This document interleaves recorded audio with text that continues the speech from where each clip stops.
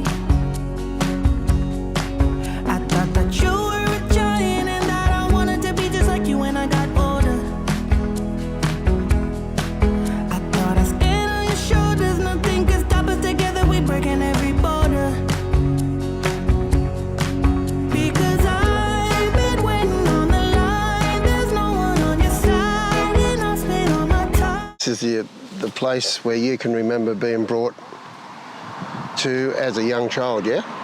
Yeah. So you were, what, 2.5-year-old when you were brought here with your sisters? Yeah. Yeah? Does it look the same? Has it changed in any way? It's a long time ago. Hasn't changed. No? Only been used, it's closed now, it's closed. Yeah, so it's been sold and it's now resident. Yeah, private residence. Yeah. We'd never think I was a baby. What was it like being back at Montrose? Well, as much as, seeing what it looks like today, as much as bring back memories and, as sad memories at that, because I was only a child at 2.5 and broken-hearted and brought here for reasons that I was not aware of with 3 sisters, and later sent out for adoption and split up from the 3 sisters and lost all contact, and then sent back again another stage where for reasons that the adoption didn't go according to plan, and sent out again to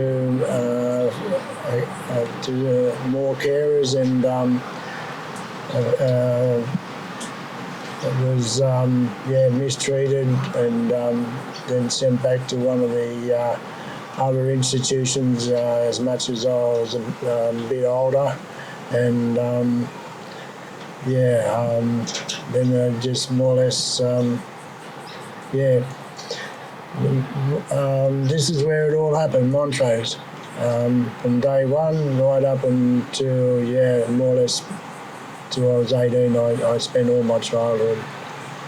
So the government took you away from your mother and father because they were neglective, not enough food in the cupboards. Well, they stated that we're at the time taken from my nans, and more or less as much as my mum and my dad might try to get me home at various times, and as much as I was moved around different institutions where it was hard to have contact with me, and they sent me out to different places and carers and that to avoid my parents having any contact with me, and I felt that that was sad, and that I'd lost all my relationship with my family, and as much as I never got to see them until I was like 13 years of age, and my mum told me that the dogs, more or less child welfare at the time they were called,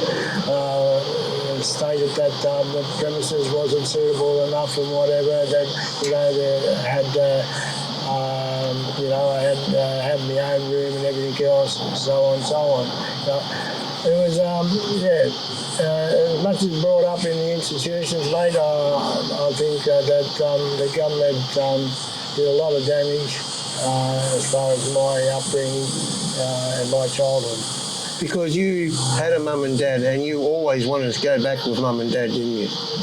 Yes, I did want to go back to. I always wanted to, go back home. It was from day one, as much as 2.5 as a child. You know, you just can't take kids of that age away from their family, mate. It just does too much damage mentally and as much as heartbreak. You know, it just destroyed my whole childhood relationship with my family, as much as broke my heart. And I feel that the government, has,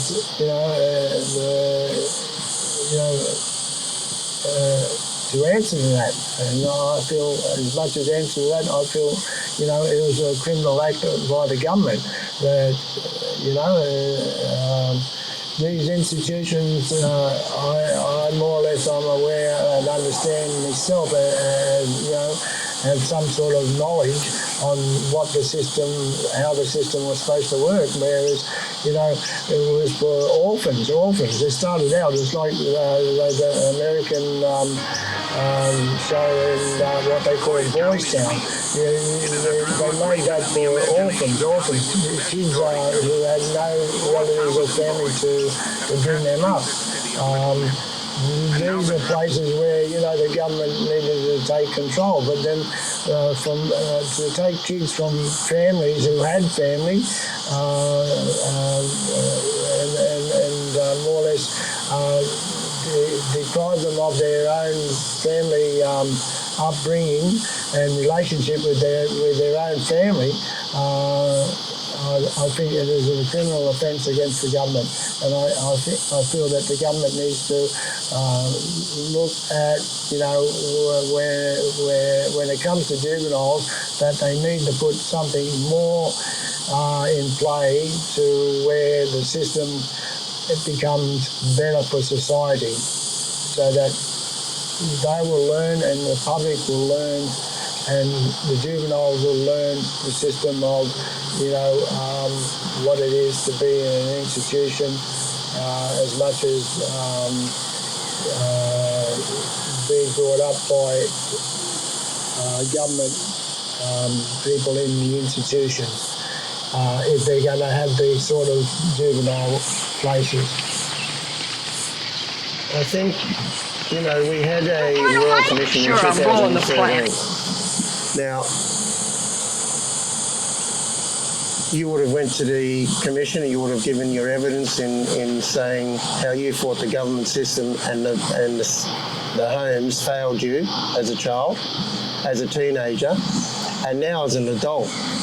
You feel that, you're being basically deserted again because you're a pensioner, you're on a disability support pension because of what happened to you as a child.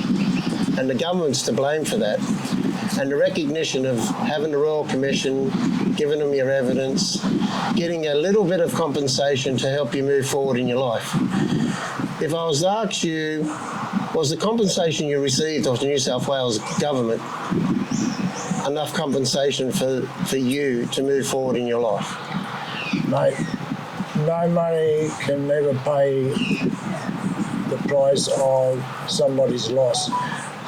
But as much as get compensation, mate, I think every individual that was involved in the system at the time, I feel that every innocent juvenile child, as young as I was, is entitled to a fair go and a fair pay compensation. I feel that if they were to put themselves in people like my shoes and understand their loss I feel that, as much as compensation, like I say, it never be able to pay enough, as much as pay something that is going to more or less help the situation of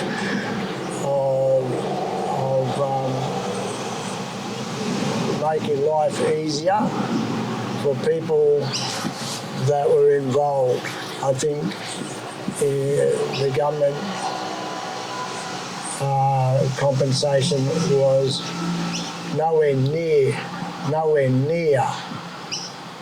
the price for the damage that it done to my upbringing, my childhood, and others that followed in the same pathway.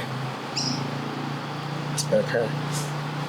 Well, thanks, Keny, for your time, and I'm sure we'll hear more from you in the near future. Thank you.